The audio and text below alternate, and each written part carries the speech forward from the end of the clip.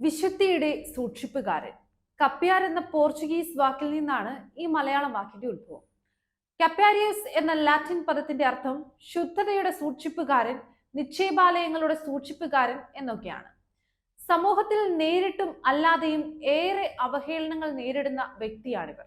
ചില ചലച്ചിത്രങ്ങളിൽ പോലും ഹാസ്യരംഗങ്ങൾക്ക് മിഴിവേകാൻ നിലവാരമില്ലാത്ത രീതിയിൽ കപ്യാർ കഥാപാത്രങ്ങളെ സൃഷ്ടിക്കാറുണ്ട്. കേരള കത്തോലിക്ക സഭയിൽ ഏകദേശം 5000-ഓളം കപ്യാർമാരുണ്ടെന്ന് കണക്കാക്കപ്പെടുന്നു.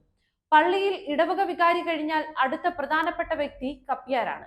സമയബന്ധിതമായ ജോലിയാണെങ്കിലും അവരർഹിക്കുന്ന ആദരവോ ന്യായമായ വേതനമോ രാജ്യത്തിന്റെ തൊഴിൽ നിയമപ്രകാരമുള്ള ആനുകൂല്യങ്ങളോ ഒന്നും ഒരിക്കലും അവർക്ക് ലഭിക്കാറില്ല. പള്ളിക്ക് അവധിയില്ലാത്തതുകൊണ്ട് കപ്യാർക്കും അവധിയില്ല.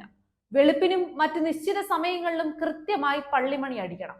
പള്ളിയിലെ തിരുക്കർമ്മങ്ങൾക്കെല്ലാം തന്നെ സമയനിഷ്ഠയുള്ളതായതുകൊണ്ട് വ്യക്തിപരമായ എല്ലാ കാര്യങ്ങളും ഇവർ മാറ്റിവെച്ചേ തീരൂ. മറ്റു ജോലികൾ പോലെ കുടുംബവുമായി കൂടുതൽ സമയം ചെലവഴിക്കാനോ ഇവർക്ക് ഒരിക്കലും കഴിഞ്ഞെന്ന് വരില്ല. അതുകൊണ്ട് തന്നെ പുതിയ തലമുറയ്ക്ക് ഈ ജോലിയോട് അത്ര താല്പര്യമില്ല. ഒരു അസുഖം വന്നാൽ തീരാവുന്നതേ ഉള്ളൂ ആരോഗ്യ ഇൻഷുറൻസ് സംവിധാനങ്ങൾ പോലുമില്ലാത്ത ഇവരുടെ സാമ്പത്തിക ഭദ്രത.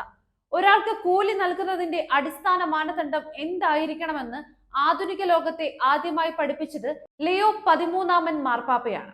1891 പുറത്തിറങ്ങിയ റേരും നൊവാരും എന്ന ചാക്രിക ലേഖനത്തിൽ പാപ്പ ഇങ്ങനെ പറയുന്നു: ഒരുവന് കൂലി നൽകുമ്പോൾ അത് അവന് മാത്രമല്ല, അവന്റെ കുടുംബത്തിന് കൂടി കഴിക്കാനുള്ള അന്നം വാങ്ങാനുള്ളത് നൽകണം. തൊഴിലാളിക്കൊപ്പം അവന്റെ കുടുംബത്തെയും പരിഗണിക്കണം. കപ്യാർക്ക് മാന്യമായ ശമ്പളവും മറ്റ് ആനുകൂല്യങ്ങളും നൽകുന്നതിൽ ദൈവജനത്തിന് സന്തോഷമേ ഉള്ളൂ എങ്കിലും ഒന്നും നടക്കാറില്ല എന്നതാണ് യാഥാർത്ഥ്യം.